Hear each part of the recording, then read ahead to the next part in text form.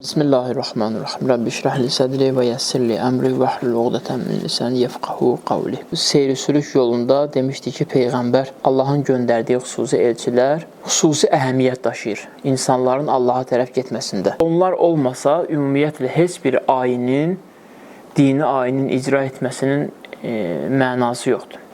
Hər hansı bir ayini icra eləsəydə heç bir mənası yoxdur.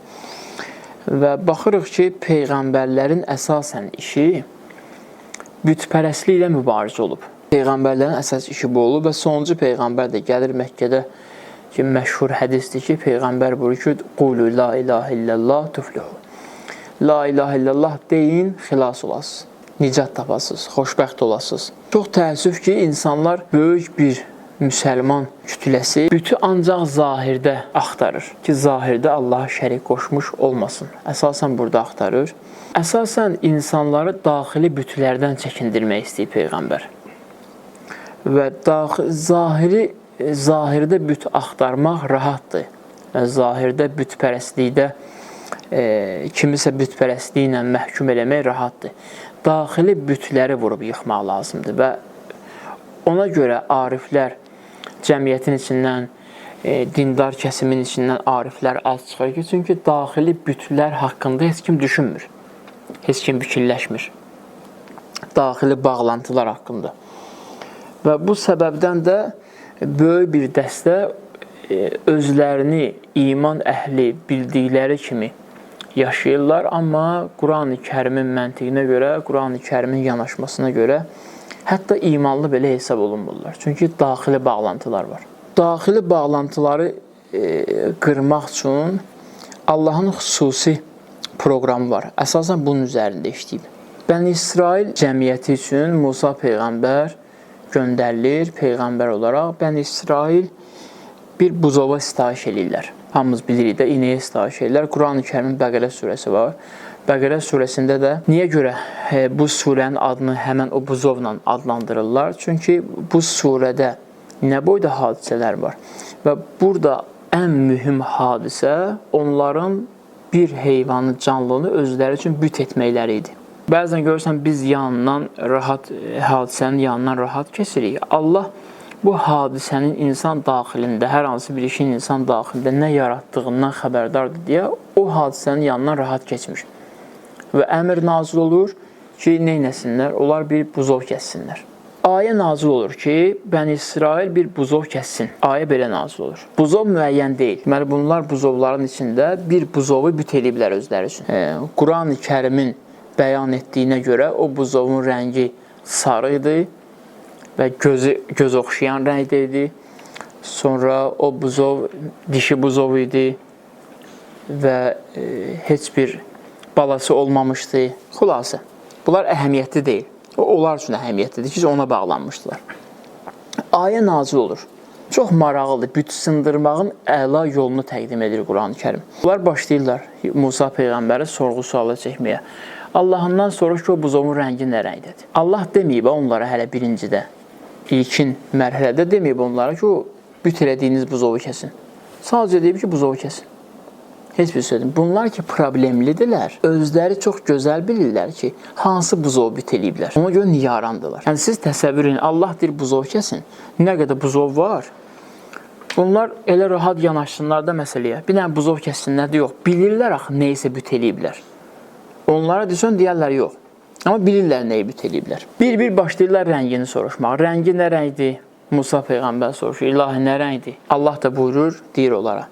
Cinsi nədir, dişidir, ərkəkdir? Musa Peyğəmbər yenə soruşur, deyir. Fikir verin, burada nə var? Büt sındırmaq məsələsidir əsasən. Alimlərdən deyirlər ki, əgər o ki, ayə nazil olmuşdu, çox maraqlıdır. Ayə nazil olmuşdu ki, buzov kəsin. Onlar istənilən bir buzovu kəssəydi və hökm boyunlarından götürülürdü. Özləri sorğu-sual elədilər ilahi hökmü.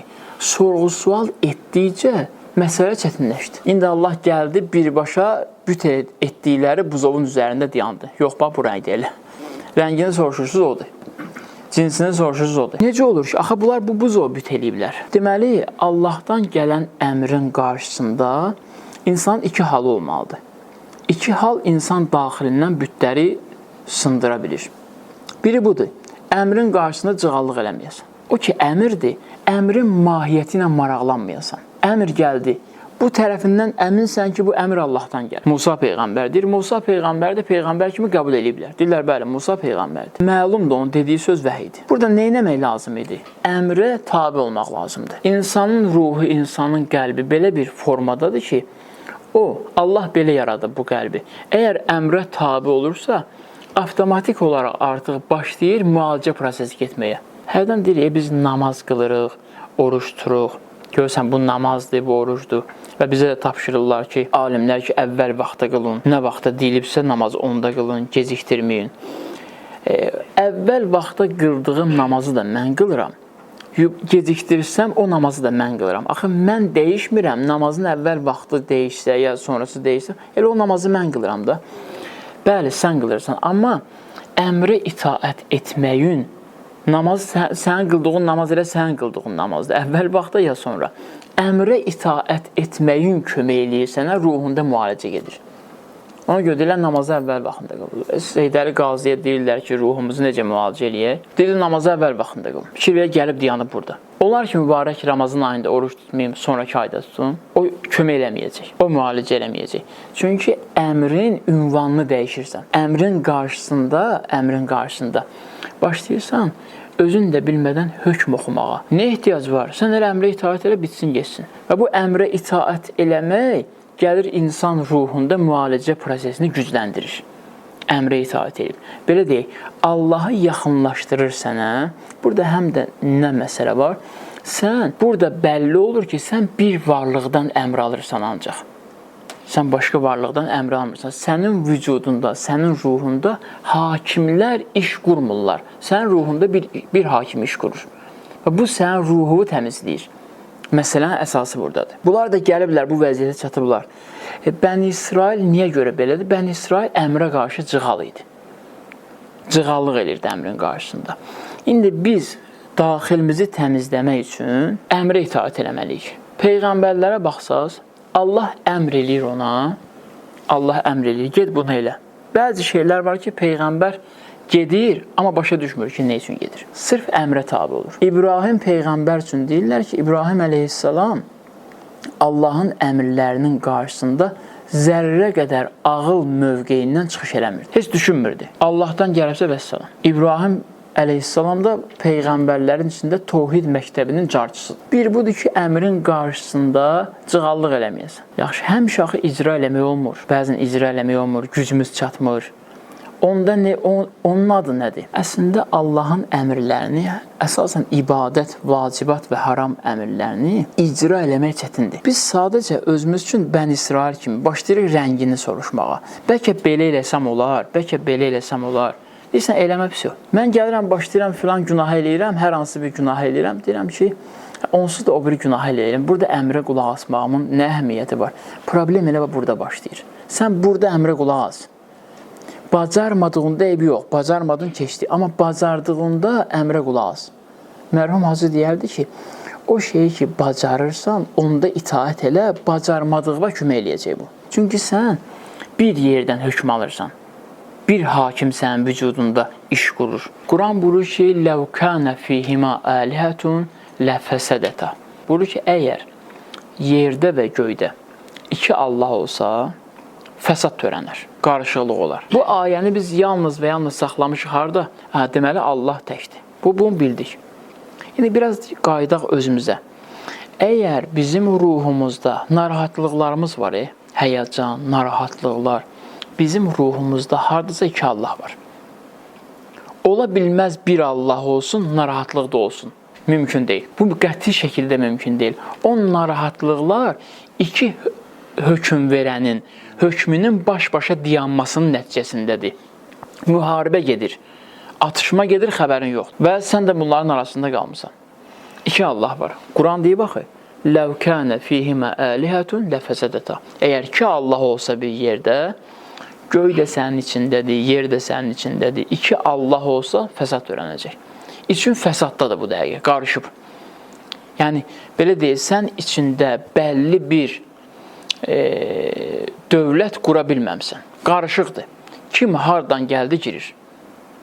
Kim necə istədi, sənin vücudunda öz işlərini qurur. Narahatlıq var ya, o həyəcan. Aramlığın pozulması. Aramlığın pozulması iki hakimin bir arada olmasıdır. İki hakim bir arada olsa aramlıq pozulacaq. Bir budur ki, itaat eləməliyik. Yaxşı, itaat eləyə bilməsək nə edək? Gücümüz çatmır. İtaat eləmək əslində asandır. Biz bəzən gəlirik, əmrin qarşısında ağıl qoyuruq ortaya. Məsələni genişləndiririk. Genişləndirəndə əvvəli ilə axırını tuta bilmirik və çətinliklər orada başlayır. Bax, siz təsəvvür edin. Müəyyən heyvanların əti haramdır da. Əmr gəlib ki, filan heyvanın əti haramdır. Görəsən, niyə haramdır? Neyvə lazım? Rahat elə də işvi. Niyə çətinləşdirirsən? Görəsən, rəngi nə rəngdir? Neyvə lazım axı. Filan heyvanın əti haramdır, filan heyvanın toxunmaq nəcisdir. Görəsən, niyə nəcisdir? Sən toxunma, əmrə itaat elə. Sən yemə, əmrə itaat elə. Araşdır. Amma əmri aldıqdan sonra. Sən bu hissəni, nəfsi aram elə, ruhu aram elə. Ondan sonra ruh aram olandan sonra onun fəlsəfəsində rahat başa düşəcəksən. Yazımdadırsa, səhv eləməmsə, Qədir gecələrində demişdim. Əllamə Təbətəbaiyə deyirlər ki, Əllamə Qaziyə üzr istəyirəm, deyirlər ki, bəs cənnətdə, artıq cənnətə daxil oldun, cənnətdə istədiyin nemətdən istifadə eləyəcəksən və istədiyini eləyəcəksən orada. Orada əmr olmayacaq. Deyir, Əllamə Qazi başladı ağlamaq ki, orada onda Allah mənə əmr eləməyəcək, onda mən nə edəcəm? Gör, əmrin şirinliyini necə dadıb. Əslində, əmr insanların həyatının rahatlığını təmin edən yeganə qüvvədir. İlahi əmr, yeganə qüvvə budur. Sən təsəvvür elə başlayacaqsan araşdırmağa, detallarını araşdırmağa, bu belə olsun, belə olsun. Sənə deyir, belə olsun, bəs sən bitdi, yet. İkinci mərhələ nədir? Hər hansı bir işi icra eləyə bilməsən. Biz danışdıq, nəyə eləyə bilmirsənsə, gücün çatmadı, eybi yox. Amma gücün çatdığını elə ki, sən korlamasın.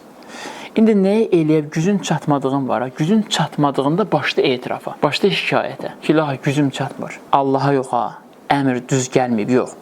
Özündən şikayət. İlahi, mənə nə olub gücüm çatmır? Mən niyə belə eləyəm? Etiraf edirəm sənə ki, bu olunmalı idi. Mən eləyə bilərdim, özümü gör nə hala qoymuşam, bunu eləyəmirəm. Ya birinci mərhələdə itaat məqamında ol, itaat məqamını praktiki olaraq həyata keçirə bilməsən, keç üzrxahlıq məqamına. İkisindən, iki haldan biri olmalıdır səndə. İki yanaşmadan biri olmalıdır. Yox, əgər cığallıqla yanaşsan, niyə görə görəsən haramdır? Niyəsin, neynirsən? Ehtiyac var həyatında sözü çoxaldırsan, məsələni çoxaldırsan, fikrimin diqqət, belə deyək, təbəqələrini çoxaldırsan, indi bu tərəfinə diqqət elə, bu tərəf. Nə ehtiyac var? Haramdır, bəsələm, haramdır. Doğuşan əti haramdır. Niyə görəsən haramdır? Niyə haram olmasın? Mən də sənə sual verirəm. Əmr gəlib haramdır da, bəsələm. Bu cür itaat elə. İndi gəlir, Allah peyğəmbərlərinə görə gözəl davranır. Bir dəstə sual verən insanların niyyətləri işin mahiyyətinə varmaqları deyil ki, mahiyyəti bilsinlər. Yox, qarşısındakı insanları, qarşısındakı bu əmri çatdıran insanı çətinliyə salmaqdır ki, cavab verə bilməsin və bu da bunu icra eləsin. Nəticə etibarilə öz aləmində bunun yükün qoysun bunun boynuna. Mənə izah eləsəydi, mən icra eləyərdim.